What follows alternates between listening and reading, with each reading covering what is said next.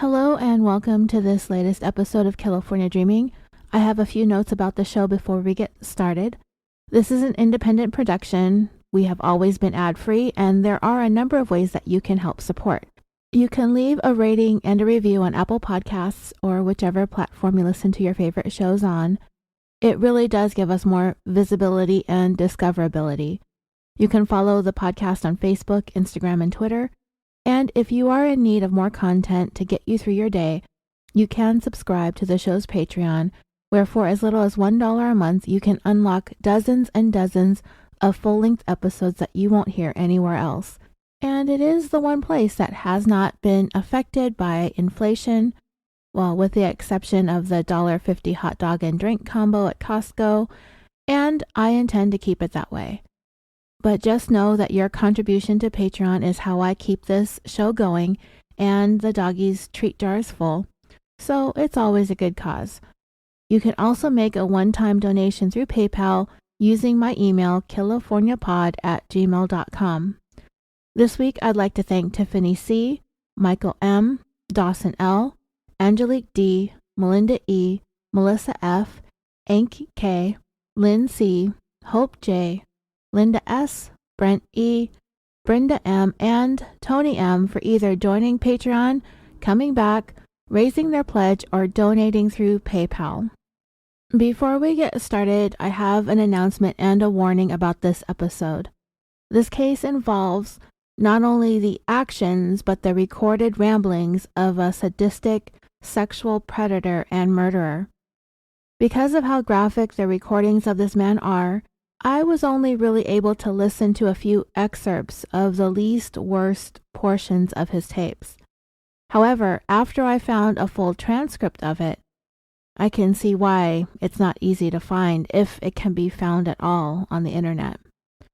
The transcripts are awful enough to have to read, much less having to have to listen to them coming from the actual killer himself.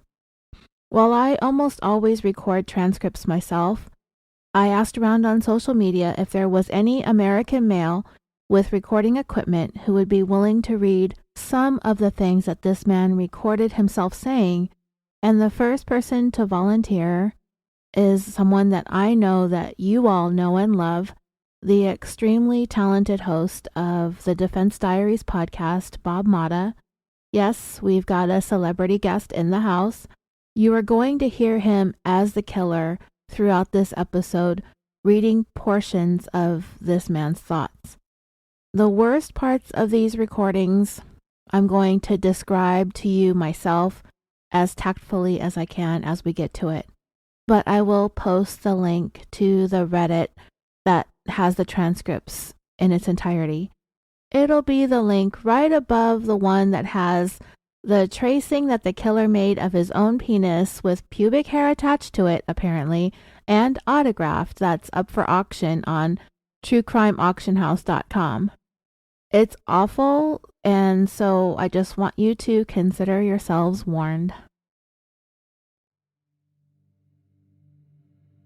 3 audio tapes were discovered inside a 1965 Ford Fairlane belonging to a fugitive from California back in 1991.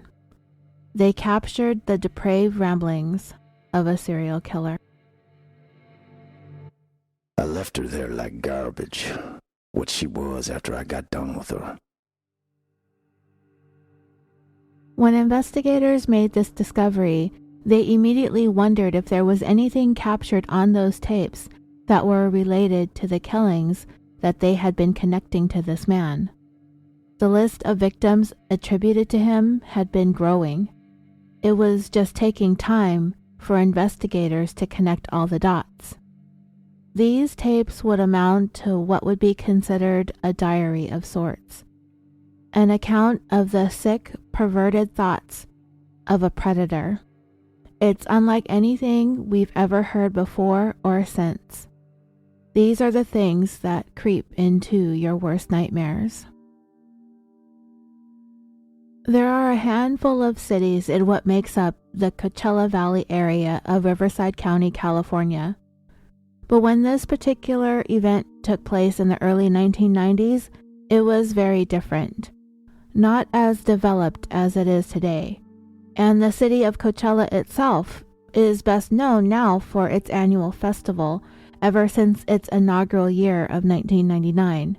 It was to be the West Coast answer to the over-commercialized Woodstock 1999, which would make for a good disaster episode, and Coachella had become known as the anti-Woodstock. It has since itself become accused of becoming the antithesis of what it was meant to be, since it can be costly and is often swarming with social media influencers and celebrities not celebrities. Anyway, I digress. 30 years ago, the crime rate in the area was relatively rare, and the Riverside County Sheriff's Department worked diligently to maintain that. Compared to what was going on to the west in Los Angeles County, violent crimes were low, as were burglaries and other property crimes. After her husband passed away relatively young, Fatima Van was left to raise her 2 children by herself. Fatima was determined to pick up the pieces of her life, and part of that was to move out of the city and out to the quiet desert area in the Coachella Valley, to the city of Indio, a place that she felt was safe because the population was sparse and the area was generally peaceful and quiet. By the time she moved, the youngest of her 2 daughters was still living at home with her, Yolanda, who was only 16 years old then.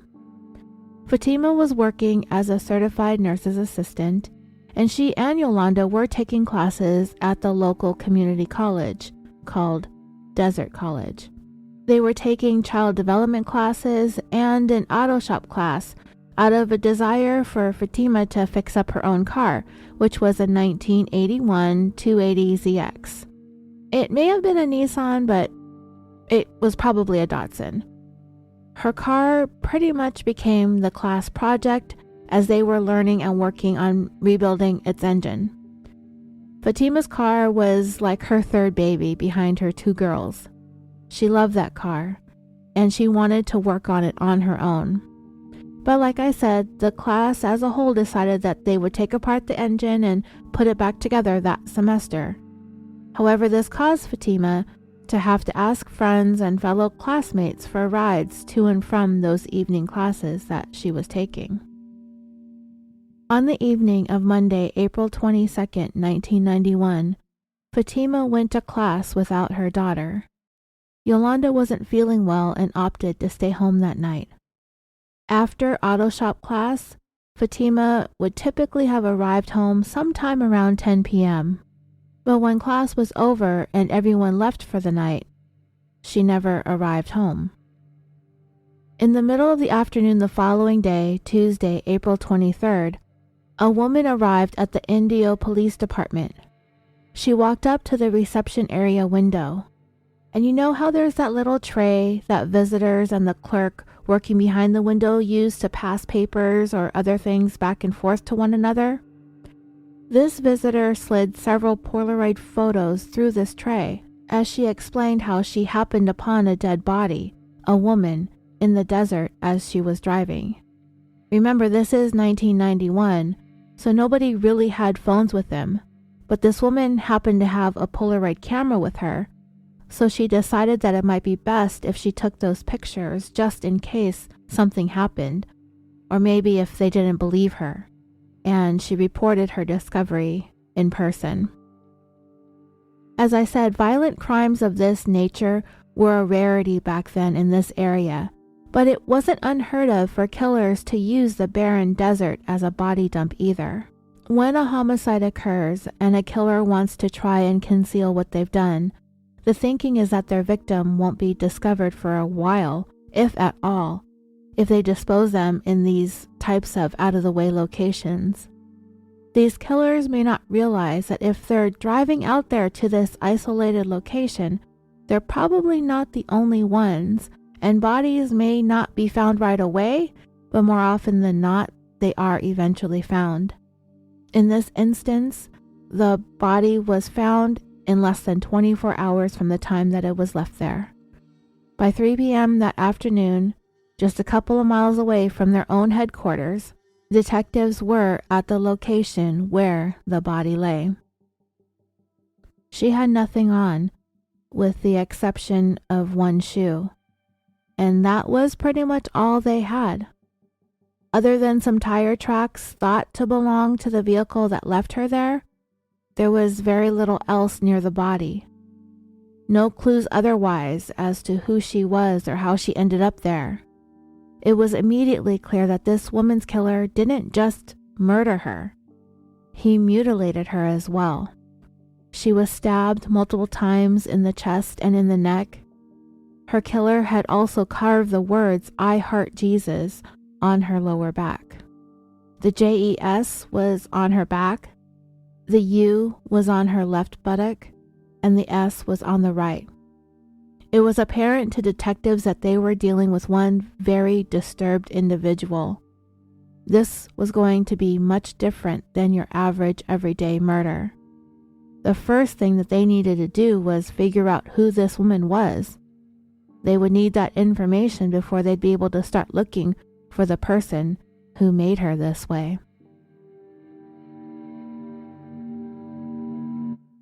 My first victim was Fanny Van. She was 5 foot, born September the 4th, 1952. She's 130 pounds, brown eyes, black hair. I met her at the College of the Desert. First time I met her, I didn't see much in her, body-wise anyway. Then she started working on her car. Then I saw that she had something I wanted. Her body. When she wore her shorts one day, oh, did she show off that fine little ass and those sweet legs. I tried to look down the front of her blouse and see those fine, medium-sized black breasts. I asked her if I could take her home because she was standing around, and she said yes. She had to go back to tell the girls I was going to take her, that she had another ride. Yolanda worried about her mom when she failed to come home that Monday night. She worried for all of Tuesday. Normally, Yolanda went with Fatima, but on that night, she stayed home sick. They would start class around 6 p.m. and they'd be dismissed by 9:30. It wasn't like Fatima to just up and go do anything without letting her daughters know. She was very reliable, dependable. She was dedicated to her job at the hospital. She was going to school to better her life and the lives of her children and her grandchildren. There was nothing that would keep Fatima away from her family.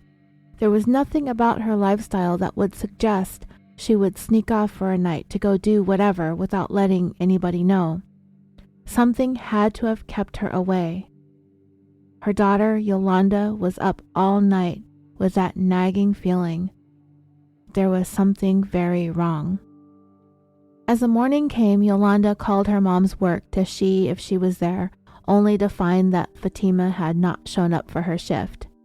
She called one of their classmates to see if they had any idea where her mother was at. That person had not seen her since they left class the evening before. And you know what's really heartbreaking about this situation for this young girl worried about her mother?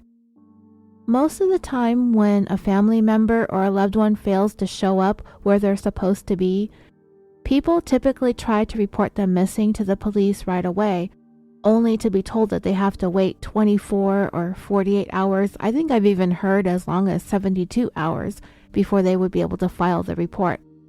Back in the day, if a child was missing, they could have been a runaway. If an adult was missing, they had the right to do so. It's different today because of how present, immediate, and connected people are. This wasn't the case prior to the 2000s.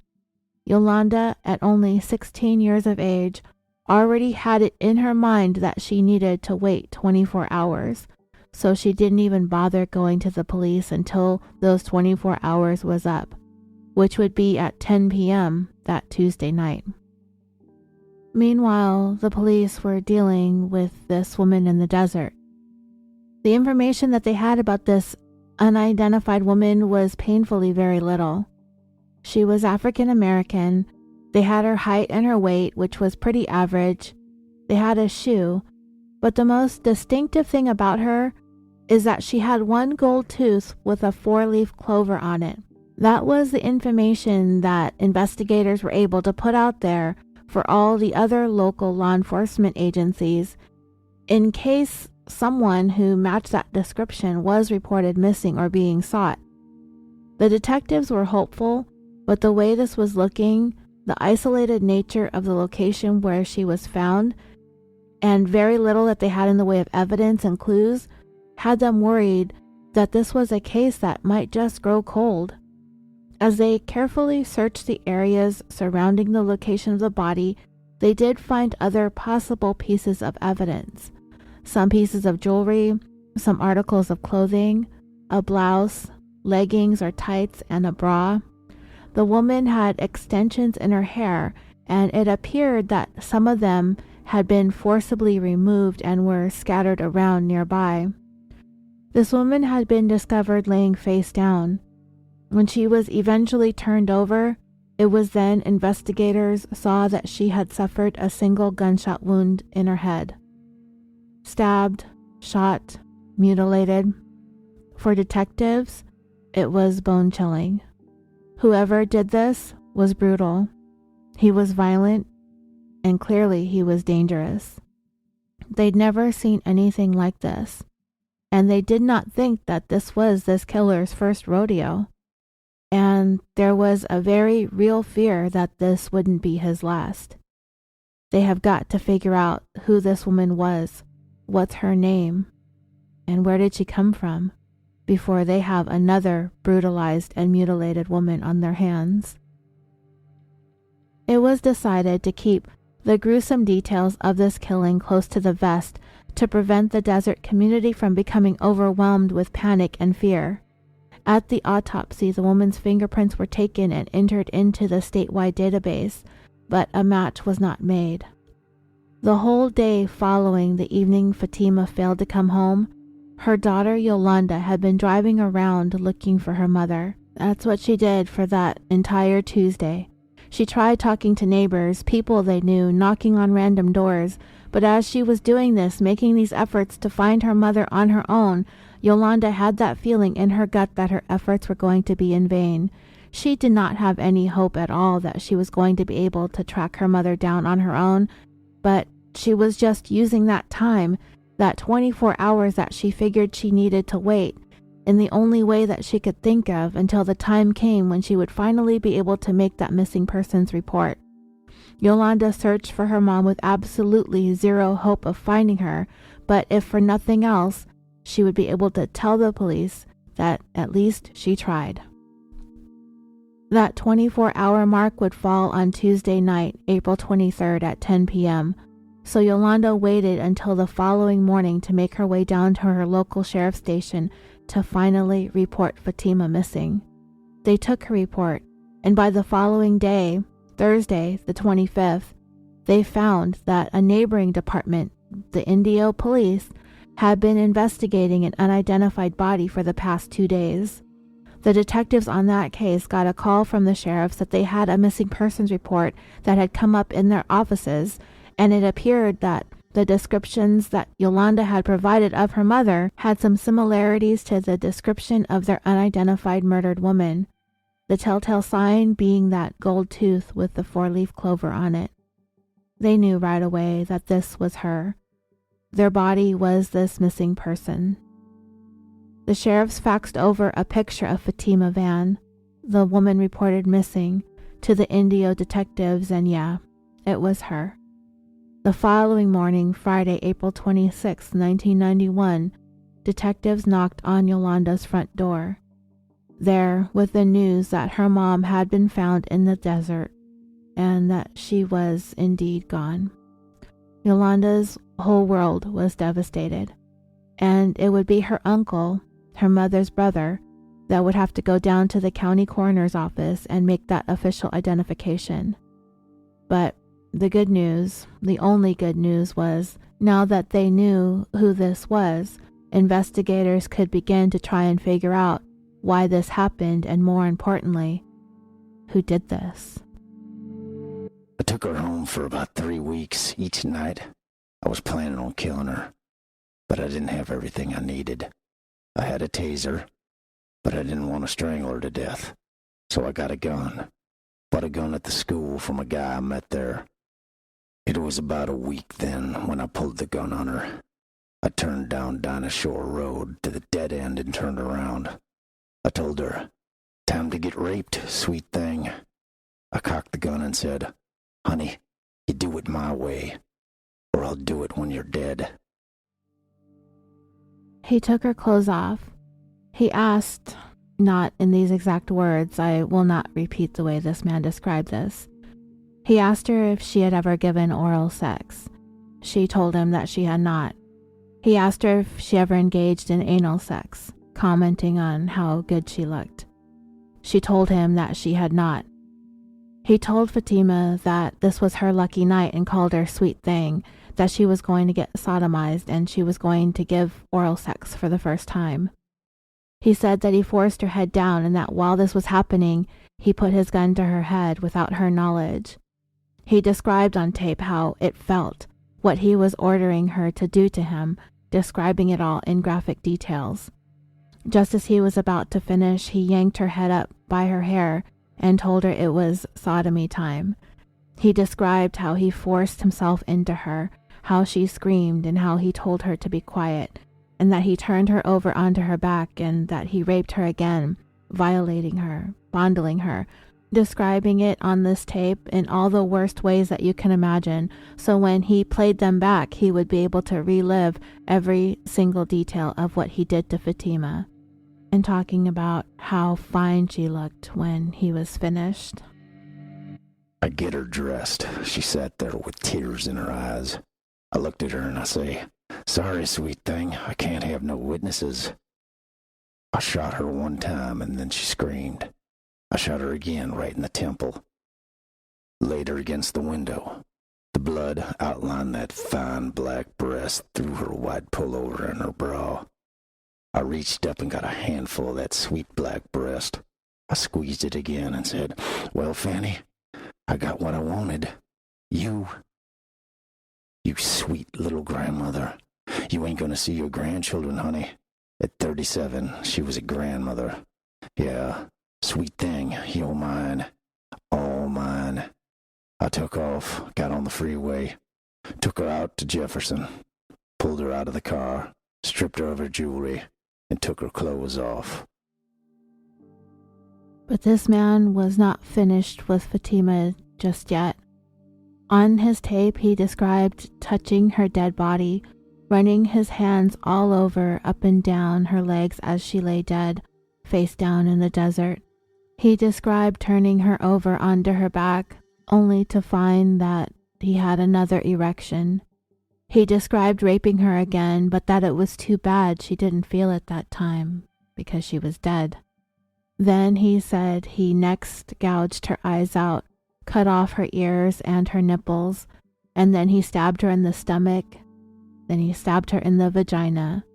He turned her over again and stabbed her where he sodomized her, and then carved "I Heart Jesus" on her back.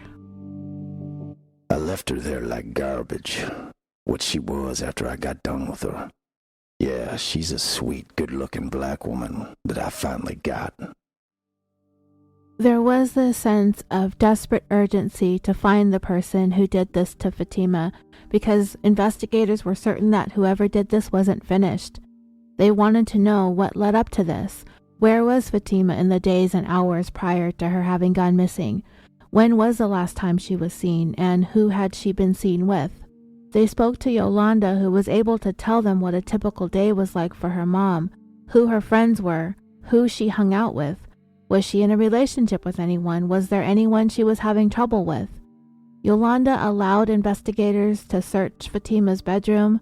They went through her personal effects, but there was just nothing. They had moved out there to the desert, to Indio, to start over, and that's pretty much what was going on with Fatima at that point in her life. Just a mom, a student, a CNA, living her life, taking care of her children. The more investigators got to know about Fatima, the more they learned, the more questions arose. This was not a woman who would be the target of anyone wanting to do anything violent to her or harm her in any way, at least not that anyone they could see. The fear that this crime would go unsolved continued to grow, and until they found him, everyone was at risk of becoming this man's next victim. He was nameless, and he was faceless. He's nowhere to be found, yet he's everywhere. 420 miles, 675 kilometers away from the deserts of Riverside, California, is the city of Burlingame, located on the San Francisco Peninsula along the shores of the bay. The day is Friday, April 26, 1991. The Burlingame Police Department were contacted by a gentleman named Ralph Galindo.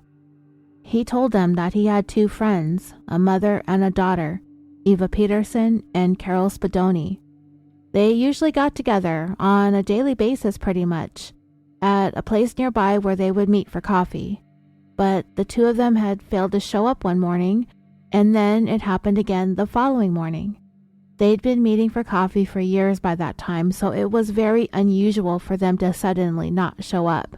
So after Eva and Carol failed to meet up with Mr. Galindo for 2 days in a row, he decided to drive over to their house to check on them, and it was immediately apparent to him that something wasn't right. He could tell that their pets were acting strange. He could hear the dogs barking incessantly on the inside. It was just not like the house or the dogs to be like this. So he knew that there was something going on here, and that something was not going to be good. So he contacted local law enforcement. An officer was sent to Eva and Carol's house to perform a welfare check. The home was a nice 2-bedroom house in a nice neighborhood. There were, however, a few newspapers and packages that had been delivered sitting on the front porch, which was concerning. They knocked on the door and received no answer. So the officer began walking around the perimeter of the house to check if there was any way to look inside or access the home from any windows or doors, but they all seemed to be secured. The officer made his way around to the other side of the house where the garage was located and found the access door to the outside from the garage to be opened. He knocked again but still received no answer. He pushed the door open and entered into the garage. He could hear barking, and he could see right away from entering the garage that this was a very, very cluttered home. There was stuff piled up everywhere. But as he looked past the boxes and things, and there on the floor of the garage, he saw the body of an older woman, a woman in her 70s. She was naked with the exception of a towel that had been tightly wrapped around her head, with a portion of it shoved into her mouth. A bullet hole was observed having gone through the towel into this woman's head. As the officer went further into the house, he found 2 small dogs running around and barking. They were able to gather them up pretty quickly as to not further compromise what is now a crime scene. As they carefully walked through the house, they discovered the body of a second woman, younger than the first, dead on the floor of the living room. She was partially naked. She had been stabbed numerous times in the chest and shot one time in the head. The woman in the garage was subsequently identified as 72-year-old Eva Peterson, and the woman in the living room was her 46-year-old daughter, Carol Spadoni. Carol's head had been completely wrapped several times around with duct tape. Her nose and her mouth were both covered, which would have made it impossible for her to breathe, if she were still breathing when all of this was done to her. Officers are used to finding homicide victims. It happens. Most of the time, someone has been stabbed or someone has been shot, but these women were all that and then some. They had been tortured and brutalized, and it was apparent that whoever did this to Carol and Eva must have really hated these women or was very, very angry. This welfare check was now a double murder, and it was not your run-of-the-mill murders. The man who did this was sadistic, pure evil, and again, unlike anything these officers had ever seen before or since. There was nothing investigators could find in Eva or Carol's background on the surface or anything about their lifestyle that would lead them to believe that there was anyone who would want to do something like this to these two ladies. In 1991, Burlingame was a small, quiet community. It has since become quite bustling and populated. Eva had raised Carol there, and all things about her upbringing were as normal as possible. However, it was about the time Carol had turned 15 that she had developed some body image issues and an eating disorder. Her weight had plummeted from about 130 pounds down to only 75 pounds, or 58 kilograms down to 34. She was anorexic and bulimic. And because of this, Eva dedicated her entire life to taking care of Carol, to a point where neither one of them were involved with anything or anyone else outside of each other. As the years passed, that's how things were. It was just the two of them, for the most part, isolated in that house with their dogs and their stuff. Carol depended on her mother, and as Eva grew older, she became more and more dependent on her daughter. In an interview Carol's cousin gave to a journalist who covered this story back in the early 90s, that cousin described Carol, who was about 8 years older than her, but they were close, as the nicest person ever. Both of them, Eva and Carol, were just sweet, kind women, though their lives were unique in that they hardly associated with anyone outside of each other. They were quiet, unassuming, private, and isolated. As mentioned earlier, the whole house was just full, wall to wall, ceiling to floor, with piles of clutter. This was a hoarding situation going on, and now knowing that, it's not so unusual that Eva and Carol kept mostly to themselves. That's typically what goes on with people like this. There was a little bit of method to the madness from the pictures that I could see, but it was very hard moving around anywhere inside that home that was stacked with boxes and clothes and shoes, just bins and containers stacked in every direction. They both had this habit of shopping from home, either by catalog or by TV, like those home shopping channels. They bought stuff from Avon, from QVC, from the Home Shopping Network. The both of them did this. But the way things were, it seemed like everything was as it had been prior to the two of them having met with foul play, which led investigators to believe that burglary was not the motive behind this. And knowing that most of the stuff anyway, particularly the jewelry that these ladies had, was either from Avon or QVC, then most likely it was just a bunch of junk from like the Joan Rivers collection or something like that. The stuff is basically worthless. Regardless of how these ladies lived, though, they were unassuming, quiet, private. They were no bother to anybody. So it would seem to make them inherently some of the least likely to have been targeted for such a gruesome crime. So investigators had to ask themselves, who would do something like this?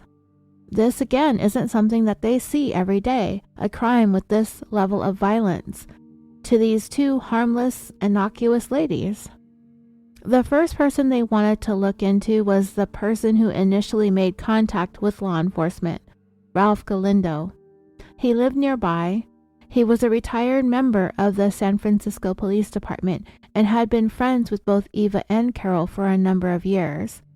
What raised investigators' suspicions was the fact that when he told police that he was worried about his friends, that he had been over there because he instinctively thought something was wrong, he told them that when they go into their home, they're gonna find bodies inside. While on the surface this seems kind of weird and suspicious, when you step back and think about it, Mr. Galindo knew these ladies. He knew their routine. They regularly met for coffee. He was concerned the first day that they failed to show up, but was pretty much convinced that something was wrong by the second day. He went to their house and heard the dogs incessantly barking, which probably wouldn't be happening because typically dog owners would be shushing them, right? And Mr. Galindo was a retired firefighter, so he might just have some instincts about him that perhaps the average person doesn't have when happening upon a scene like this. However, I do understand why they found what he said to be such an odd thing. Detectives interviewed Mr. Galindo. He told them that he had tried calling them that day, but they did not answer, which was also very unusual because they were always home and they always answered. He was asked why his first thoughts were that there were going to be bodies inside, and he told investigators because when he decided to go over there and saw both of their vehicles parked out front and their pets hadn't been fed or taken care of, he just automatically thought that the only way things would be in this state was if they were dead. He insisted that he did not go inside, so at first it seemed like Mr. Galindo had knowledge that he should not have had. At this point in the story, I'm not going to spoil it for you just yet, but Mr. Galindo would be ruled out as a suspect. Back in Burlington about noon at Carol's house. I walked in, no problem. We talked for a while. I got up, hugged Carol, and then I grabbed her around the waist and around the throat. Told Eva to strip. She said, "Don't hurt us with that gun. What are you trying to do?" I said, "If you don't strip, I'm going to shoot you between your beautiful breasts." She didn't do it, and I shot her right above the tit. I turned the gun and shot Carol through the brain, through her head. Let her drop to the floor. She curled up. I shot her mother again in the head. She dropped to the floor. Both were making noises like they're breathing their last, but I make sure these girls are dead. So I tied duct tape around Carol's mouth and nose. She's still making that noise, so I stabbed her through the throat. In his recordings, this man went on to describe how he sliced open one of Carol's silicone breasts and how he stabbed her in the genital areas. He then said he took off Eva's clothing and fondled her breasts. He turned her over and sodomized her. He talked about how he turned her back over and continued to fondle her while he raped her. Then he said he tried gouging her eyes out, but they wouldn't come out, so he slit her throat instead. He stabbed her in the stomach and in the genital areas for a second time. I took Carol into part of the house. Come back and drag Eva down the stairs. I ate some food. They made me dinner. I ate their food. Took a shower, shaved. I went back, took a towel and tried to muffle the shot. I shot Eva through the mouth before I left. I said to her, "Well, sweet thing, believe me now? I was gonna rape you." The old girl cost her her daughter's life. Yeah, I got them both, them bitches. Yeah, I got them good. It was so good to watch them all fall dead. The thing that got investigators to eliminate Ralph Galindo as a suspect in having anything to do with Eva and Carol's murders was the discovery of a collection of letters inside the women's home. There were nearly 6 dozen of them dating back to the early 80s. The reason why these letters stood out amongst all the other clutter was the fact that they had come from a California correctional facility. Either Carol or Eva or the both of them had been corresponding with a prisoner, and it had been going on for years by the time that they were killed. The investigation suddenly pivoted into that direction. Who was this inmate that they were writing to? What was he locked up for? Was he still there? Has he been paroled? And how was it that he came to be connected to these murder victims in the first place? Was this perhaps an act of revenge for him being in prison? Were they silenced for some reason? Investigators were eager to figure out if this inmate had something to do with this. He was writing to these 2 ladies across a number of years, and suddenly they're dead. These letters had come from an inmate being housed at San Quentin State Prison, and his name was Phillip Jablonski. When they started to take a closer look at this man, the red flags started flying up all over the place.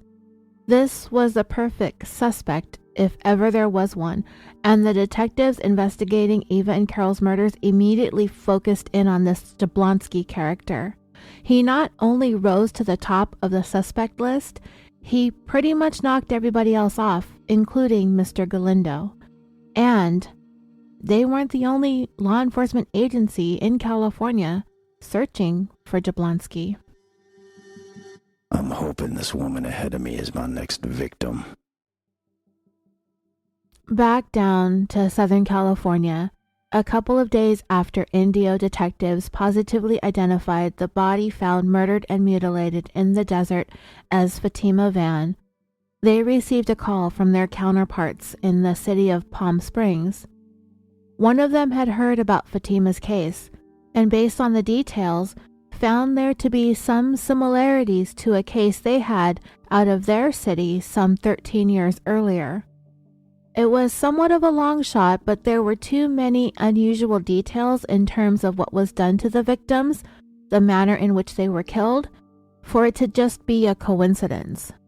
It was possible, but to the detectives it was worth a look. The man involved in the Palm Springs case from 1978 was none other than Phillip Carl Jablonski. Born January 3, 1946 in Joshua Tree, California, Phillip Jablonski had a rough start to life. His father was an alcoholic who regularly and brutally physically and sexually abused his wife and his children. Jablonski met the young lady who would become his first wife while in high school, Alex McGowan. He graduated in 1964 and enlisted in the Army 2 years later in 1966. He was sent to Vietnam for 2 years. When he returned to the United States in 1968, he and Alice got married and the couple resided in Texas. A very short time later, Jablonski began exhibiting increasingly violent sexual behaviors towards his wife. He would do things like put a pillow over Alice's head while they were having sex in an effort to try and suffocate her. There were numerous incidents where Jablonski would also choke Alice during sex until she passed out. Alice would leave Jablonski before 1968, the year that they got married, was over. In November of 68, Jablonski met a woman named Jane Sanders. On their first date, he became violent and ended up raping her, but Jane decided to not report the incident to law enforcement. While the details of how her relationship with Jablonski evolved from there are few, she did move forward in having a relationship with him. And yes, I very much believe her and that she was raped on their first date. And I understand that despite having that initial violent encounter with him and him forcing himself on her, that she would continue seeing him. It happens, and while I don't know all the reasonings behind it, my guess would be that she was likely afraid or ashamed. She could have blamed herself. He could have been blaming her or convinced her otherwise, but she did carry on with him. And we just don't know, and we don't have the right to judge. She also became pregnant by Jablonski, though I don't know if that was a result of the initial rape, but nonetheless, she was pregnant with his child, and that absolutely could have factored into why she stayed. After Jablonski was discharged from the Army, he and Jane moved to California in July of 1969. The sexual violence continued and included at least one occasion where they were having sex, but she told him that she wanted him to stop. He then grabbed a gun and threatened to kill her if she refused to continue. Jablonski ended up pistol whipping her and knocking her out cold. When she came to, she was being raped. After more than 3 years of this, Jane finally left Jablonski sometime in 1972. Over the next few years, Jablonski had a number of failed relationships, all of them coming to an end because of his propensity for sexual violence. Later that same year, in 1972, Jablonski attacked and raped a woman who was an acquaintance of his. In what capacity she knew him, I don't know. I'm just assuming that any woman around this man, acquaintance or not, is absolutely in danger of being sexually assaulted. And an indicator that this is a man who has no restraint, he raped this woman while holding her at knife point with her infant child in the same room. She managed to get away from him. She grabbed her baby and ran to a neighbor for help. The police were called, and Jablonski was taken into custody and subsequently convicted of rape. This would give us a time gap from 1972 to either late 76 or 77. a period of a little more than 4 years, when the women of California were, at least for this period of time, safe from this man. But I mean, this was a prolific time for serial killers, right? Not just in California, but across the country. We can identify them. We know exactly who we're talking about just by their last names alone. These killers who made the 70s just terrifying. Kemper, Kraft, Toole, Lucas, Bittaker, Norris, Alcala, Berkowitz, Bianchi, Bonin, Melanson, Bundy, DeAngelo, Gacy, Rader. And those are just the ones who have been identified and the ones who are the most well known. But for at least a few years, Jablonski was off the streets. But he would be back, and worse than ever. In 1977, Jablonski, fresh out of prison, was on the hunt again for a new relationship. Let's be real, a new victim to brutalize, but on a official basis, I guess. He met a woman named Linda Kimball at some sort of dance back when that used to be a thing. They began dating, and in most reports, Linda is referred to as Jablonski's wife. Though I'm not exactly sure when or if they got married. She would be later on referred to as his common-law wife, if that was a thing. However, it did seem kind of a short period of time for them to know one another for this to turn into a common-law thing. Anyway, by late 1977, they were living in Palm Springs, and Linda had given birth to their daughter that December. They named her Megan. However, it was becoming increasingly apparent to Linda that there was something very, very wrong with Jablonski, and that she was saddled with a really big problem. They had, or were trying to have, some semblance of a normal relationship with their new little family. At this time, Jablonski was 32 years old, Linda was 29. They socialized, and they often had family and friends over. Linda's mom, Isabel Pauls, lived just a few houses down from them, and Jablonski, he had this habit of treating Linda really badly in front of everybody. He would belittle her, demean her. It was humiliating. Then, on the evening of July 6, 1978, Jablonski went over to his mother-in-law's house, Isabel. He let himself in. He found her asleep in the bedroom. He got on top of her, holding a knife. She woke up, and he told her that he was there to rape her. But he ended up backing out of this plan, telling Isabel what he had come to do, but he was unable to do it because when he looked at her, she reminded him of his wife. Isabel managed to get out of the house. She ran over to a neighbor's, but ended up not calling the police to report the break-in and attempted sexual assault. A day or so after this, Linda packed up her stuff and their baby and left, moving in with her mother. At first, both Linda and Isabel had a desire to try and get Jablonski some kind of professional help, which is one reason why they didn't call police. However, I don't know if they were aware of Jablonski's history or that he had spent a few years in jail for rape. They ended up taking him to the Veterans Affairs Hospital, but after some initial examinations, he was found to not be suicidal or homicidal and that he could benefit from medicinal treatments. He was seen by a second doctor, and that one did the same thing, ordering that he continue to be kept on medications, agreeing with the initial diagnosis that Jablonski was not a threat to himself or to others. This doctor did suggest that Isabel go to law enforcement to report that attempted sexual assault and for her and her daughter to keep their distance from him. It isn't clear if they took the doctor's advice to make that police report, but I do know that after they left the VA hospital the second time, they ended up taking Jablonski to his parents' house instead of the home that they had shared, which was just a few houses away from theirs, in an attempt to put some distance between themselves and Jablonski.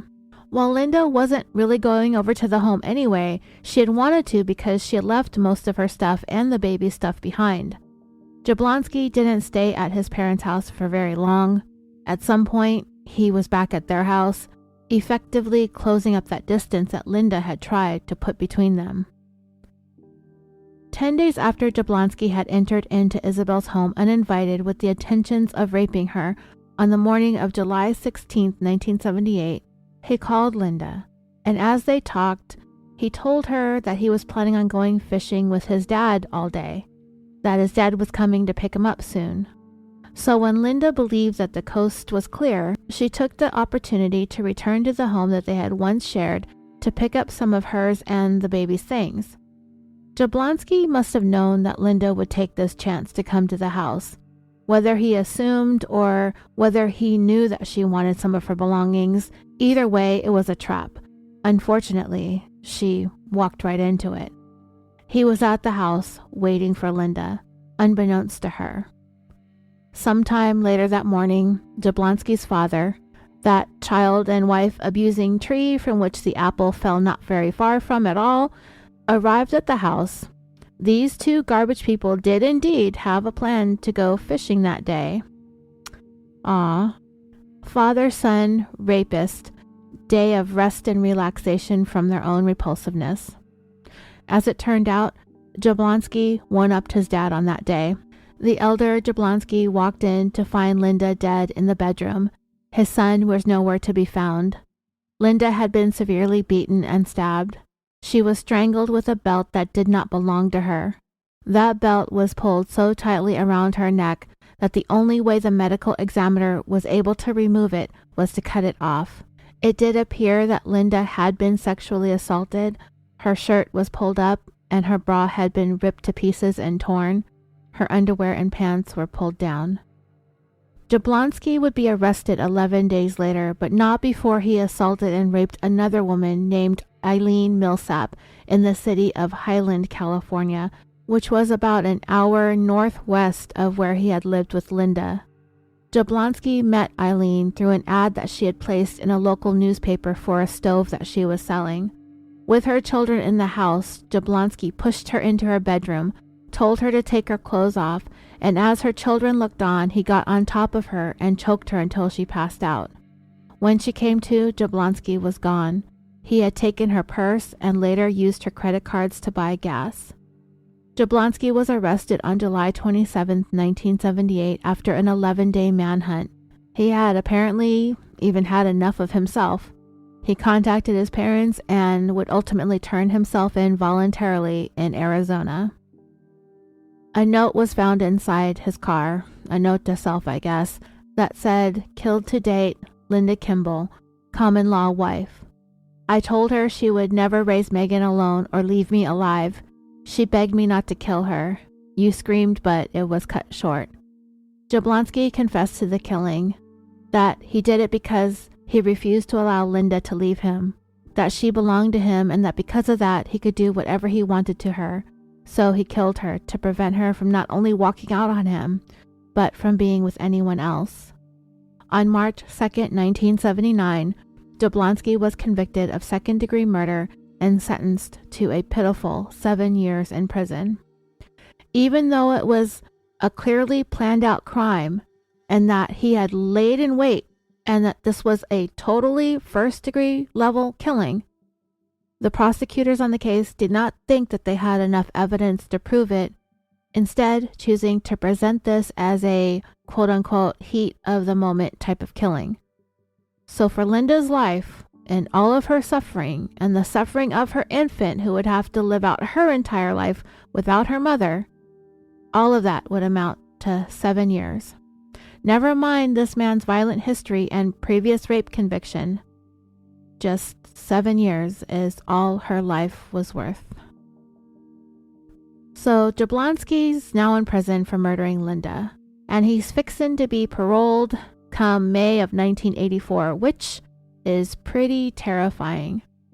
But while he was serving this time, he was convicted of yet another crime. During a family prison visit with his parents, he got upset and tried to kill his mother by attempting to strangle her with a shoelace. When detectives assigned to Fathom Van's case down in Indio were made aware of the existence of this man named Phillip Jablonski and how he was pretty much a serial rapist and was known to have murdered at least one woman, his wife and the mother of his child, they immediately felt like there was a good possibility that Jablonski could be involved with Fathoma's murder too.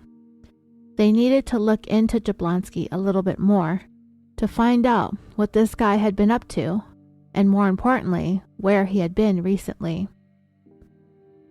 Jablonski had finished both of his sentences by the summer of 1990. In August of that year, this man was free once again to do whatever it was his violent urges drove him to do next. And Riverside County, California had the unfortunate luck of being the place where Jablonski was paroled to, right into the place where Fatima and her then 16-year-old daughter Yolanda resided, the desert community of Indio. When detectives learned that not only did this man have a violent criminal history, but that he was living right there amongst them, they were all but convinced that this was their guy. At just about the same time, Indio investigators were coming to terms with the kind of individual that they were dealing with in Fatima's case. Investigators hundreds of miles away in the Bay Area community of Burlingame were learning that mother and daughter murder victims Eva Peterson and Carol Spadoni, either one or both of them, had been corresponding with that very same person who had just come on to the radar of investigators in Indio, Phillip Jablonski. Carol's cousin, who I mentioned earlier in speaking to a journalist, said that Carol had mentioned at a dinner get-together that she was writing to a pen pal in prison, that he had been convicted of murdering his wife, and Carol basically said that she was in a relationship with this man. The whole family were pretty stunned at this revelation. None of them felt like that there was anything good about what Carol was telling them. In fact, they were pretty appalled, just shocked that Carol would not just be writing to a prisoner, but writing to one who had murdered his wife. It was later revealed that Carol had actually married Jablonski while he was in prison, effectively becoming his third wife, and she had been married to him for quite some time. In a documentary I watched about this case, they showed some flashes of their actual marriage certificate. I was able to pause it and see that, yeah, they actually did that. On June 9th, 1982, Jablonski's address is listed only as San Quentin in Marin County. He was 36 years old at the time. Carol was 37. I mean, it's not unheard of, women marrying these murderers, and more often than not, they're never going to get out of prison. But this guy, he had a release date, and it wasn't all that far off from the time that they tied the knot. So, I don't know. People change, people turn over new leaves, but I'm not sure Jablonski is the guy that you want to test out those theories on. So, here he goes, getting out on parole in August of 1990. However, when Jablonski was paroled, one of the stipulations was that he was not to be allowed to live anywhere near the city of Burlingame. And part of that has to do with that family visit where Jablonski tried to kill his mom. His parents weren't the only ones who were visiting him that day. Carol and Eva had gone as well. Let me just back up a little bit here and tell you how this all started in the first place. So there was this outreach program at Carol and Eva's church that was suggesting to their parishioners to try and write to prison inmates in order to encourage them to become born-again Christians. This was something that Carol thought would be perfect for her. It was a way for her to spread the good word of God without having to leave the comfort of her home. She wouldn't have to have any physical contact with him. There would be this distance and these boundaries. They would never really be together. She would be able to stay close and connected with whomever she was writing to, but still be safe. In his letters to Carol, Jablonski was very charming and sweet, even though he was terrible at writing, grammar, and spelling. He's one of those lonely hearts types of con men, just in the worst way. He was always so upbeat and spirited in his letters. It was very easy for him to win vulnerable women like Carol over. He endeared himself to her. So if you've gone Googling around and looked at this guy's mugshots and wondered what the hell, that's the reason. He apparently had charm and charisma in spades. Carol started writing to Jablonski in 1980 and wrote to him steadily pretty much on a daily basis. In 1982, Jablonski asked Carol to marry him and she said yes, even though she knew he was in prison for killing his wife just 4 years earlier in 1978. Carol had it in her mind that she would be able to save Jablonski, that she would be able to help him turn his life around, to find God, to become a better man. And throughout the first few years that she had been writing to him, Carol came to believe that she did have this positive impact on his life, and it was because of her that he was a better person. The truth was, Jablonski was simply that manipulative in his letters, in the things that he would say to Carol, telling her the things that she wanted to hear. He preyed on the fact that Carol was somewhat naive and sensed early on just how vulnerable she was. She had lived such a sheltered life for so many years. She did not have very much experience when it came to relationships or with people in general. Carol started becoming concerned, however, because Jablonski's letters were starting to become sexually explicit, and it was getting worse over time. It was something that Carol found to be quite alarming, especially because Jablonski wasn't just talking about what he wanted to do to her, but also what he wanted to do to her mother, his mother-in-law, Eva. But they really weren't all that worried over the content of Jablonski's letters because he was in prison and there wasn't really anything that he can do as long as he stayed put. But as the years passed, it was becoming apparent that Jablonski was going to be a free man, and that would be a problem. He was set to be paroled, and by 1985, he was about to get out. By then, Carol had been married to Jablonski for about 3 years. During that time, she had made a conscious effort to keep her distance from him, and while she did go visit him in prison, she did not take part in conjugal visits. Jablonski had made arrangements for 13 conjugal visits over those years, and all 13 times Carol managed to dodge that bullet, even though he was putting a lot of pressure on her to make those visits with him. When she did go see him in prison, she always brought her mom with her. Another thing she did was she cut her hair short whenever she would go see him, because during previous visits, Jablonski would put his hand around her neck and he would tell her how beautiful her long hair was and that he fantasized about strangling her with her own hair. So it got to be 1985, and Jablonski is on deck to get paroled and released from San Quentin any day now. He made another arrangement for Carol to come and have a conjugal visit with him, but on that particular trip to San Quentin, she not only brought her mother with her, she brought his mom and dad with her too. Even though all 3 of their parents were there on this family visit day, he still wanted Carol to do the conjugal visit with him, but she again refused. This time, though, it infuriated Jablonski. He lost his temper to a point that he began attacking his own mother, attempting to strangle her to death with a shoelace. Jablonski's father managed to intervene and pulled him off of her. This incident caused Jablonski to have an additional 5 years tacked on to his sentence. He wasn't going to be paroled in 1985 as planned, and Carol and Ava could rest easy for now. With those additional 5 years in place, that would take Jablonski's time in prison to a total of 12 years. 12 years since he murdered his second wife, Linda. So, we're going to now fast forward to 1990. Jablonski was not able to make any more conjugal visit requests. And while I don't quite know for sure the extent to which Carol was keeping in touch with Jablonski, from what I could see, it seemed like after the incident at that visit when he attacked his mom, the letters kind of slowed down, but she didn't fully stop writing to him. However, she did not visit him again. When the letters from Jablonski were discovered in Eva and Carol's home, there were only about 60 or 70 of them, so that actually isn't all that many across the 10 years or so that they had been writing. The writing may have slowed, if not stopped at all, after that attack on his mother. I'm not quite sure.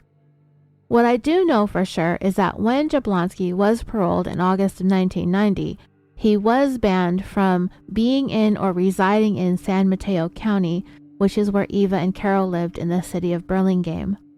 Carol had made it abundantly clear that if and when Jablonski was to be paroled, that she feared for her safety and the safety of her mother. which she very well should have. So the answer to that was to ban him from the county. But you know, that guy had to go somewhere. And like I said earlier, Riverside County had the unfortunate luck of having to welcome Jablonski as their newest resident. The city of Indio, to be exact. Right near Fatima Van. And it is really unfortunate because these garbage people have to live somewhere. Today, the laws have since been tightened. A man like Jablonski would surely spend the rest of his life in prison. He would have had way more time for that rape conviction that he had had, and it doesn't even sound like he was charged or convicted of raping the woman who he had met through that ad in the newspaper for the stove. Clearly, this guy is a problem and a menace and has no business living free in anybody's community. It's guys like him that brought up about the calls for changes in the laws to give longer sentences. Jablonski is exactly the reason. And if you are a Patreon member, then you recall that we discussed the case of Mary Vincent. She was the 15-year-old who was hitchhiking to get from her grandparents' home in Berkeley, California to her parents' house in Las Vegas. She was picked up by a guy known as the Mad Chopper, Lawrence Singleton.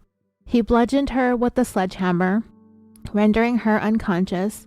He raped Mary for hours and then cut off her arms at the elbow with a hatchet. Then, thinking that she was dead, threw her off a 30-foot cliff off the 5 freeway. But Mary wasn't dead. She stopped the bleeding by shoving what was left of her severed arms into the dirt. She somehow got herself back up that cliff.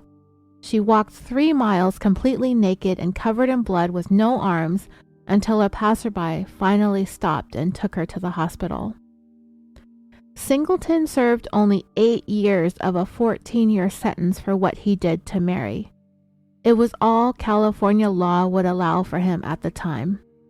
He was released early because of good behavior of all things and working as a teacher's assistant at the prison. When he was paroled to Contra Costa County, the townspeople, and I picture them with torches and pitchforks, protested mightily.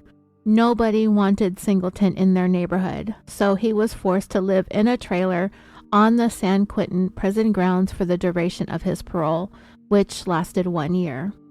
He later went on to murder again in Florida. Mary Vincent herself went there, wearing prosthetics, and shared her story at this man's sentencing hearing to tell those deciding his fate what he had done to her and the impact that it had on her life. I don't think that there was any doubt that this man needed to be on death row, but cancer got to him before the state of Florida could. Because of this man, California passed a law that made torture a crime that carries a sentence of 25 years to life in prison. Unfortunately, Jablonski predated the strengthening of these laws. So, in this 1 week of April of 1991, Phillip Jablonski had become the suspect in 3 murders. Investigators on Fatima's case in Indio were led to him because of the similarities her murder had to that of his wife Linda back in 1978 in nearby Palm Springs. After murdering Fatima, Jablonski hit the road and headed straight for Burlingame, where Eva and Carol lived. They were discovered dead inside their home following that welfare check just 4 days after Fatima was murdered. The investigation confirmed Jablonski was in the area of Burlingame around the time that Eva and Carol were found murdered because he had been pulled over and issued a moving violation citation. Jablonski had not yet been named as a suspect in the murders, and that officer didn't know it, or it didn't come up in the system that he wasn't supposed to be anywhere near that county, so there was nothing that set off any alarm bells during that traffic stop. That officer had no idea he was giving a ticket to a serial killer. And Jablonski wasn't finished. After killing Eva and Carol, he was back on the road, this time headed to Wyoming, Uintah County specifically. It pretty much makes up the southwestern corner of the state of Wyoming, and it is neatly tucked into that upper right-hand corner that is cut out of the state of Utah. This is where Jablonski found himself 2 days after Eva and Carol were murdered. In real time, Jablonski was making audio recordings. Parked at a truck stop in Wyoming, he was sitting there, looking, watching, stalking, hunting. He's recording himself as he sees a woman, commenting about her body, the size of her features, that she has a kid with her, that he wants to rape her if he can while she's still alive. As soon as these people leave, this car ahead of him, she's his if she doesn't leave before. He keeps talking to himself, talking about how gorgeous and big this woman is and all the things that he wants to do to her. I'm hoping this woman ahead of me is my next victim.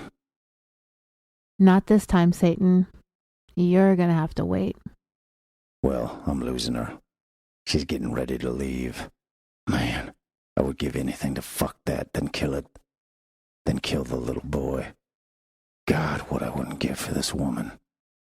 Come on, you guys. Leave the fucking restroom so I can have her. Shit, yes. Come on, guys. Get out of the fucking restroom. If I get a chance, I'm kidnapping this woman. I'm gonna put her in the car with the kid. Put her in the back seat. Make her lay down and shoot her. I don't care what I have to do to get this baby. She's mine. Like I said, not this time. Lost her. But there's 2 more that just went to the bathroom. If these 2 guys would leave, I'd have these 2. I'd just walk in and shoot them and do what I wanted with them. Not gonna get these either. Well, I gotta move alone and hope I get one soon. You know, by this time, Jablonski has to know that he's wanted by police. So he's on the road and on the run, and his violent sexual urges are having him desperate to find another woman to brutalize, rape, and murder. Wherever Jablonski is, no woman was safe, especially with having nobody specific in his life to target since he's murdered them all. He's murdered his second wife, Linda. He murdered Fatima, a woman he befriended at Desert College. I haven't mentioned it yet, but Jablonski was a student at that college. Yeah, but not because he wanted to better himself or further his education or learn a trade. No. He was attending the college because it was another stipulation of his parole. He had to enroll in school. Yeah, the court ordered this dangerous predator onto a campus full of women. He became friends with Fatima in the auto shop class that they took together, a class that probably didn't have very many women to begin with. While we understand the intention behind it, this plan of him going to school and making something out of his life, it backfired. Fatima was put right square front and center into Jablonski's sights. This man murdered his third wife. He murdered his mother-in-law. He tried to murder his mom, but his dad ended up stopping him. Pretty pathetic when an old man is able to whoop your ass. Jablonski wiped out every woman that he had come in close contact with for at least the last 13 years of his life, and to think 12 of those years he was behind bars. Now his only option is to hunt strangers in public. Eventually, Jablonski spotted another woman. She was traveling by herself with the exception of her dog, and she stopped so they could go to the restroom. She took the dog first, put it back in her vehicle, and then took herself. All the while, unbeknownst to her, a serial killer was watching her every move. As she came out of the restroom, she saw Jablonski's gray car. She noticed that there was a man sitting in the driver's seat. As she was observing him, she noticed that he slid across the bench seat over to the passenger side. He opened the door, which is the side of the car she was closest to. She saw him get out of the car, and when he stood up, she noticed that he had something bulging in his pants, and yes, this time it was a gun in his pocket. based on what we know about men like Jablonski, it's almost a guarantee that he's got a micropenis. She then saw the man reach for his pocket, and sure enough, he pulled out a gun. He pointed it towards her, but of all the things this piece of human waste is, he's also a dumbass with butterfingers because this idiot dropped his gun. But you know, this woman already had the feeling there was something not right about him before this klutzy blunderdouche pulled out his gun and dropped it. I mean, there are so few things about this case that I can find pleasure in. I mean, pretty much absolutely nothing at all. So we have to repeatedly point out what an incompetent noodle dick clod this asshole is. This woman knew it, down to her core, that this guy was bad news. She hurried back to her vehicle and drove off. She quickly found law enforcement and reported this encounter that she had with Jablonski and provided a description of him and his car. They were able to locate him in pretty short order and pulled him over. Jablonski likely thought that the jig was up at that point, but it wasn't. Not quite yet. The thing was, this was all happening one day before Eva and Carol's bodies were discovered inside their home. It was a day before the link was made between them and those letters from Jablonski, just before Fatima's murder was linked to him too. So when this woman encountered Jablonski at that truck stop and he was subsequently stopped by police, there had not yet been issued any warrants to be on the lookout for him. There was no nationwide large-scale manhunt. It was just a day away from getting to that point. Nobody was looking for Phillip Jablonski. So when these officers questioned him about the incident at that truck stop, he said that when he got out of his car, he was going to use the bathroom and that the gun had accidentally fallen out of his pocket and he hadn't even realized it had happened at the moment. It was all an innocent misunderstanding. Wyoming is a state where most people have guns. It seemed to make sense. The officers chose to take Jablonski's story at face value and let him off with a warning, having no clue that they just set loose a serial killer who wasn't finished adding to his victim total.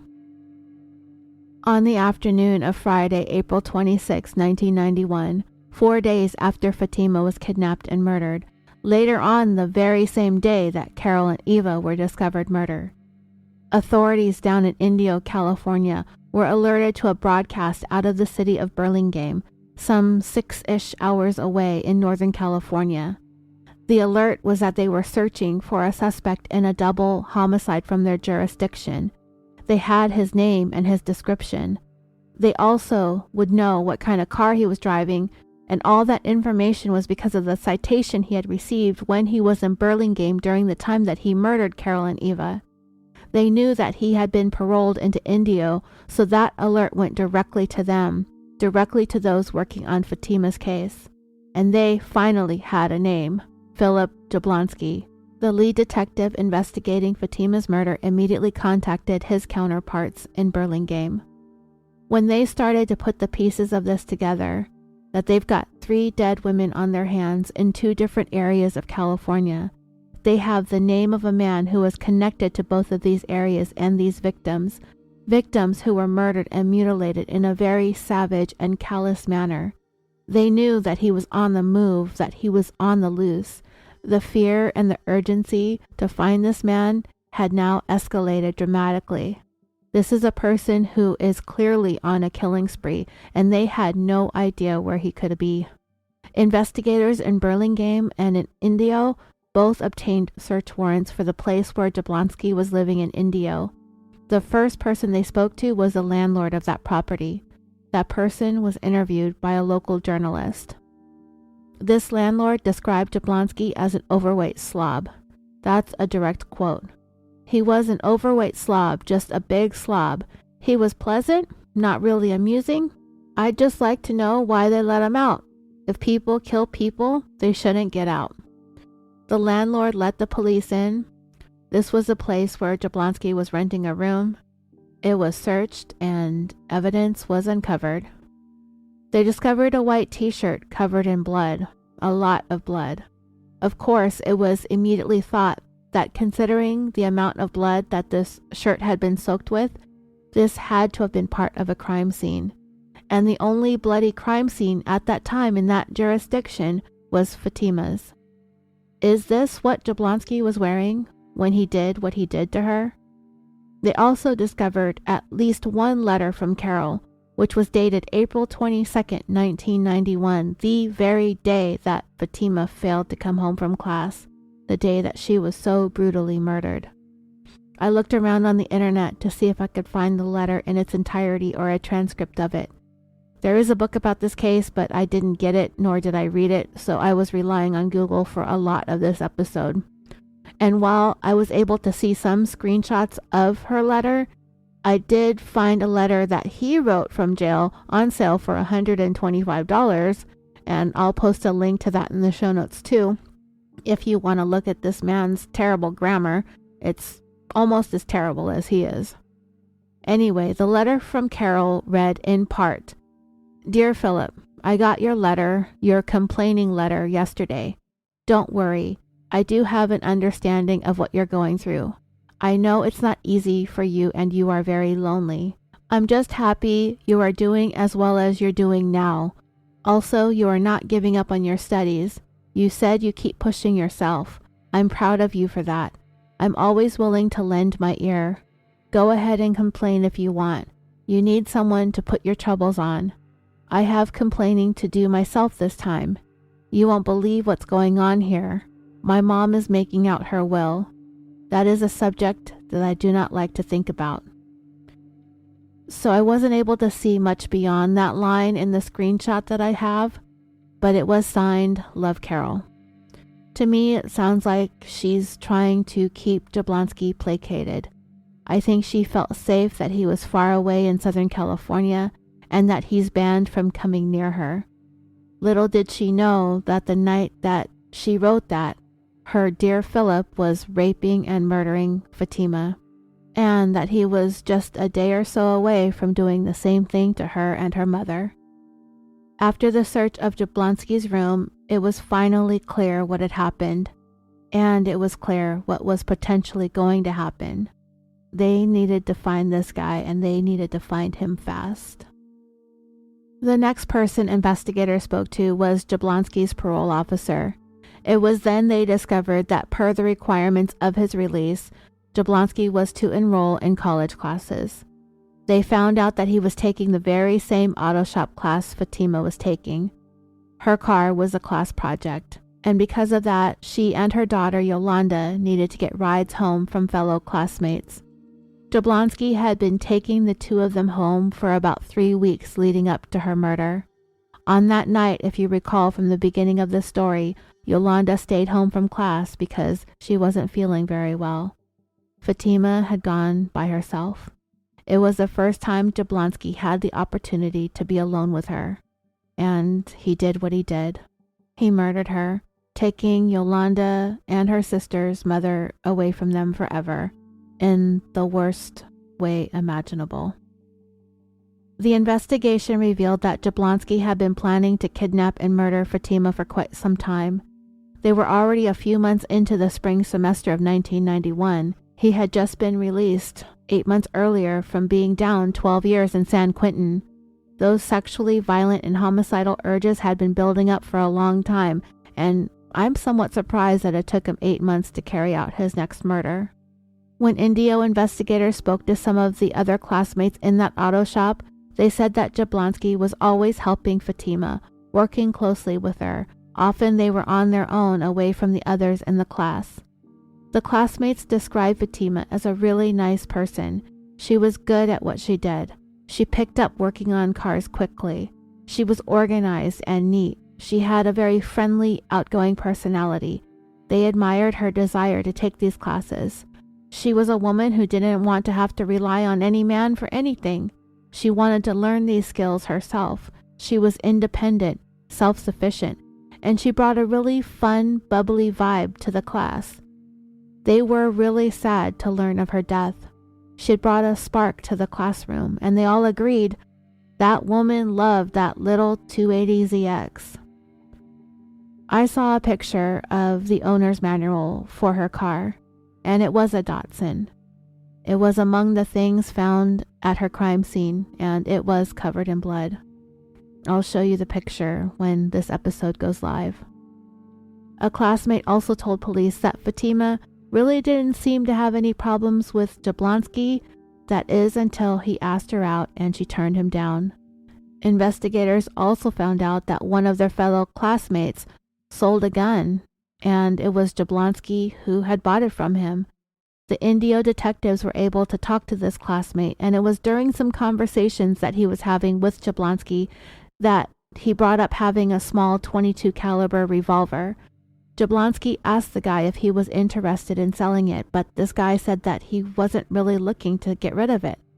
But from the time Jablonski learned that this guy had this gun, and over the course of the next several class meetings, Jablonski kept asking him if he would sell it, kind of putting a lot of pressure on him about it. Eventually, this classmate found himself in kind of a pinch and decided that he could use the money and ended up selling the gun to Jablonski for $60. Of course, this classmate did not know Jablonski was on parole for murder, or that he was on the cusp of embarking upon solidifying himself as California's next serial killer. It is really horrifying to think about how all these things fell into place for Jablonski and the lives that it ended up costing. Just one perfect storm after another. During class the night Fatima never came home, Jablonski told that classmate who sold him the gun that he wasn't going to be in class at the next meeting, that he was going shooting with his new gun. We know now that he did go shooting. It's just he used it to shoot Fatima, among other things. And even though she was dead, Jablonski continued to defile and mutilate Fatima, and he did indeed not show up for class the next day. Jablonski's classmates never saw him again. Witnesses saw Fatima get into Jablonski's car and leave campus together just before 10 p.m. that evening that she went missing. When they spoke to Yolanda about this, she said, "Yeah, we got rides from this older white guy." All she knew was that his name was Phil. They showed her a mugshot, and yep, that was him, Phillip Jablonski. Indio police now had a positive identification of the man they believed murdered Fatima. But now up in Burlingame, they needed to make that same positive identification. They had the letters. They have an idea that this might be their guy, but they didn't know very much beyond that. They didn't even know what Jablonski looked like, which, by the way, is simply an old, fugly, droopy, yucky, nasty, balding, gross old man. But remember, they do have that traffic citation that he got in Burlingame around the time that Eva and Carol were murdered. So they tracked down that officer who gave him a ticket. They showed him a photo lineup of pictures to see if Jablonski was the guy that he stopped, and he immediately picked him out of the 6 pictures shown to him. Eva and Carol, while their bodies were found on April 26th, it was determined that they were murdered on the 23rd. That would be on Tuesday, the very next day following Fatima's murder. So Jablonski was moving quickly. He had killed Fatima on the night of Monday the 22nd. He made that drive to Burlingame and murdered Carol and Eva less than 12 hours later, before noon the next day. He received that traffic citation at 2:30 that same afternoon, just a few hours later. So now all these law enforcement agencies know that they were looking for the same guy. It was just a matter of tracking him down. Time was urgent. They were certain that this man was looking to kill again, and they needed to stop him before he had the chance to. And because this was 1991, getting the word out about this man isn't as fast as it would be today. They're sending out teletypes about this guy. Phillip Jablonski, 45-year-old revolting white man, 6'4", 275 pounds, or 1.93 meters, 125 kilograms of 100% garbage or rubbish, whichever way you see it. While the news of the murders were mostly contained to their jurisdictions, both police departments sent that information about their murders and that they were looking for Jablonski and his vehicle to every single law enforcement agency across the United States. While authorities were desperately trying to get the word out about him so that they can get to this killer before he killed again, Jablonski found himself in Grand County, Utah. A few days later, I was leaving Utah at about 6 in the morning. A sign saying gas and diesel at the truck stop ahead, so I pulled off and went in. There was an older elderly woman at the counter. I come to the door, bought me a soda and some potato chips, and cased out the place. And yeah, this is what I want. I'm gonna have this woman. And walked out, got in the car, and waited. There was a car that pulled up and left. And then these 2 buses with no passengers, I guess, came in, turned around and left. 59-year-old Margie Rogers and her husband owned and operated a little country store and gas station in Thompson Springs, Utah, called Rogers Roost Service Station and Store, which is about a 5-hour drive of the area in Wyoming where that woman was almost attacked by Jablonski. It's in the eastern part of central Utah, about 40 minutes north of Moab, which is, if you recall, where Gabby Petito and her killer were stopped in August of 2021. I believe that's the first time I ever heard of Moab. It's a very sparsely populated area of Utah. Thompson Springs, where Margie and her husband owned that country store and gas station, today the population is 104. I couldn't find what it was in 1991, but in 2011, it was at an all-time low of only 11 people. It did spike back up in 2017 with 170, but now it's back down to 104. So it's sparse. Margie and her husband had been operating this business for a long time, and she really didn't need to be there and work, but was helping out and was on the verge of retiring. In a documentary about this, a reporter being interviewed said that Margie was in the wrong place at the wrong time. But I know how you and I feel about that sort of statement, because there was nothing wrong about where Margie was or what she was doing. She was where she was supposed to be, doing what she was supposed to be doing, year in and year out. I get it, but she was absolutely not wrong about any of this. Jablonski happened upon the Rogers Roost, and he would make himself the last customer of Margie's life. It was Saturday, April 27th, 1991. And like she had done so many times before, Margie woke up early that Saturday morning. She got ready and headed out to the gas station and to the store to open up for the day. They're just off Interstate 70. It's a major freeway that cuts east and west through the middle of the lower 48, with its western terminus at Interstate 15 in western Utah, and it goes through Colorado, Kansas, Missouri, Illinois, Indiana, Ohio, West Virginia, Pennsylvania, and Maryland, with its eastern terminus being at the infamous Leakin Park, where the body of Haymon Lee was discovered, the victim and central character, or who should have been the central character of 2014's hit podcast Serial. And I like how I'm finding some of these stories that some of us may not have necessarily heard of before, yet it takes us to places where stories we have very much heard of before had taken place. Other notable cases that involve Interstate 70 include a series of unsolved murders in the early 1990s in several Midwestern states where the killer has been referred to as the I-70 killer. Also, the DC and Beltway snipers were apprehended at an I-70 rest stop near Myersville, Maryland in 2002. So Jablonski is going along wherever America's highways are going to take him, I guess, and he ended up in Utah. He made his way to this little service station in this sparsely populated town of Thompson Springs where he finds Margie. It was about 7 in the morning. He had been parked there. I don't know for how long, but he was there, looking and waiting for just the right time, or should I say the wrong time. Margie had just arrived for the business day. As he watched, she flipped the sign from closed to open. He went inside, and Margie was the only person around. so I walked back in the store, gun cocked in my pants. I got some coffee. She sat with her back to me. She got up and she asked if there was anything else I needed or wanted. I said no. I turned and walked around the store a little bit. Then I reached in my shirt, turned back around, shot her in, I guess, the body somewhere. I shot her in the head. She fell to the floor. I walked around, opened up the cash register, and took all the bills out. Looked underneath to see if there was any extra money. I ripped open her blouse, pulled her bra up over her big, gorgeous breast, fondled and fondled them.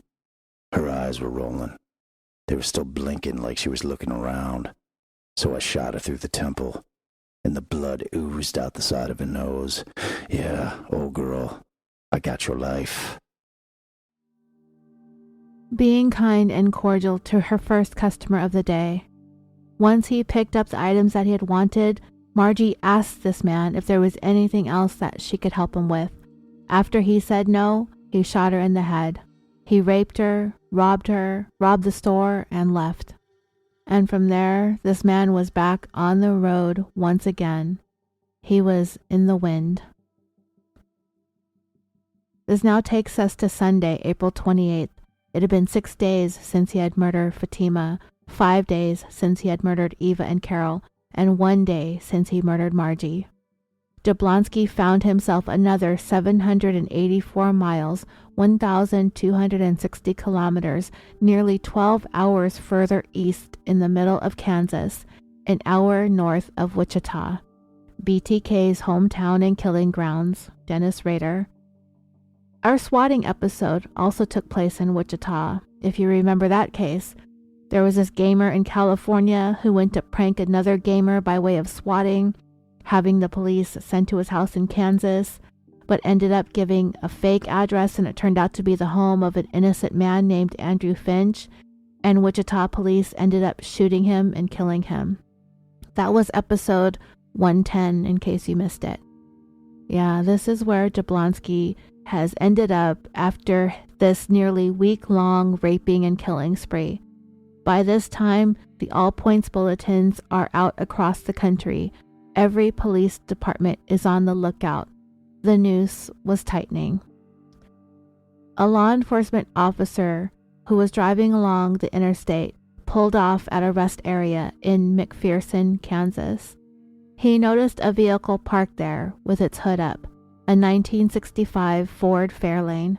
But what stood out to the officer was the fact that it looked like the car had been spray painted with primer, and it just looked weird. So he decided to ask the man standing near the car if he needed help or whatever. I mean, this car is a hoopty. I'll post pictures of it too. It became immediately apparent to the police officer that this man did not want to speak to him. So the officer went back to his patrol car, got on his little computer, and ran the California license plates that were on the vehicle. There are probably not a whole lot of shitty-looking cars from California in them parts. And finally, at just the right time and just the right place, Jablonski pops up in the system as having warrants out of California for murder.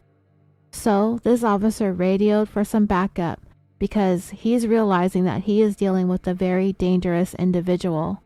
But Jablonski is also realizing something, that this officer might be onto him.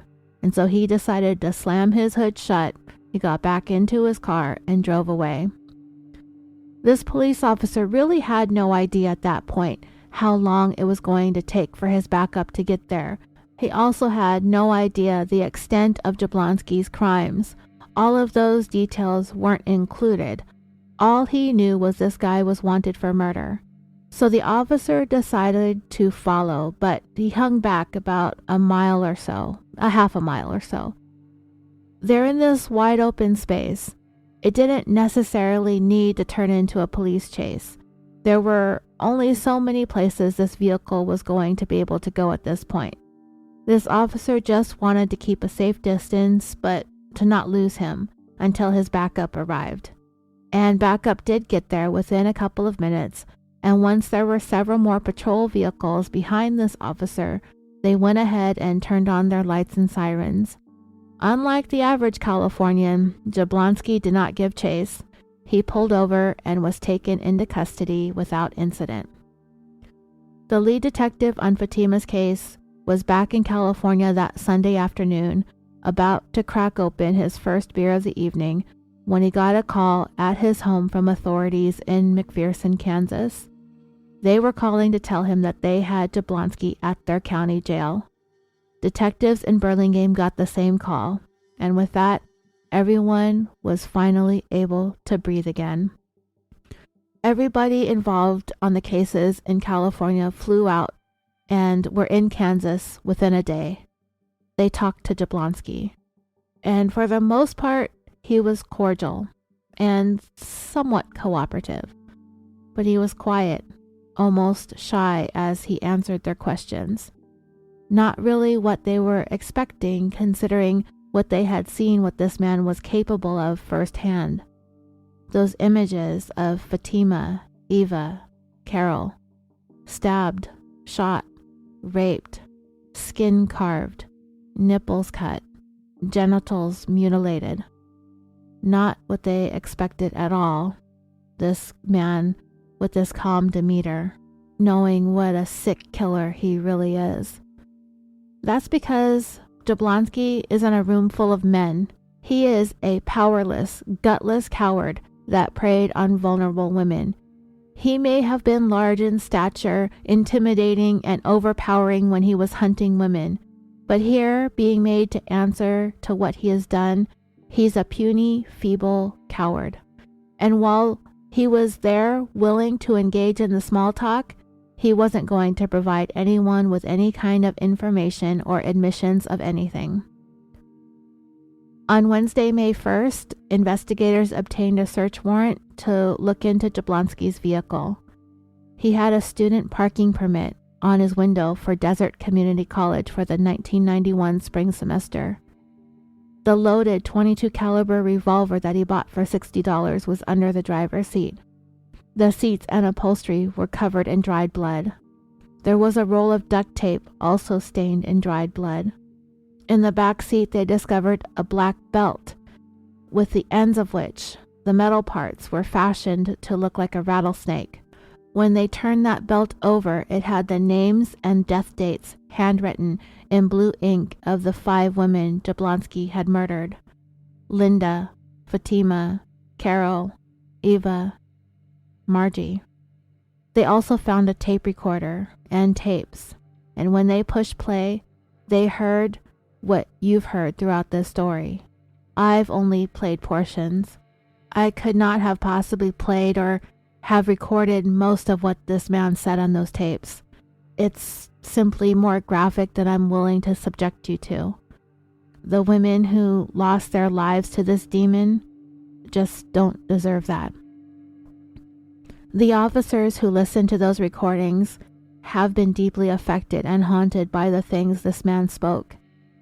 They'd never listened to anything like it prior to this case, nor would they ever for the rest of their careers. Jablonski preserved what he did and what he wanted to do on audio tape, and the world was able to get a glimpse into the depraved mind of this killer. The parts you heard were the least worst of it all. You can tell that this man was very pleased, very turned on by the things that he was talking about, and it has been strongly suggested that as he was talking on these tapes that he was masturbating to, reliving what he had done over and over again. Most importantly, the tapes provided the confession directly from Jablonski himself that they weren't able to get while interviewing him following his apprehension. It's how they learned of Margie's murder at Rogers Roost in the tiny town of Thompson Springs, Utah. On his rattlesnake belt, because Jablonski did not yet know her name, he listed her as elderly woman next to the date that he killed her. Amongst Jablonski's belongings, investigators also found an address book that had the addresses of 2 other women that he had been writing to from the time he was in prison to the time he was living in Indio. That address book was with him, and based on the direction that he was driving, it appeared that Jablonski was headed in their direction. Police were able to make contact with them to find them to be alive and well. Jablonski would later admit that if he had not been arrested, that was exactly what he was going to do, go after his other pen pals. In a perfect world, all of these women would have been saved, but the small victory was that the lives of countless others were saved by catching this man when they did. There is no doubt that Jablonski wasn't finished. It was decided amongst authorities in Utah, Southern and Northern California that Jablonski would first stand trial in San Mateo County, California, where he committed the double murder. Nobody was anxious to have their individual days in court with him. They just wanted this guy fast-tracked to death row ASAP, and at the time, that was the best place for that to happen. They just wanted to make sure that this guy was locked up and the key not only thrown away, but obliterated into nothingness. Jablonski stood trial for the murders of Eva and Carol in early 1994. Throughout his entire trial, Jablonski remained frozen and quiet. He never moved, he never looked at anyone, he never spoke, he didn't do anything. I'm not even sure the guy even blinked.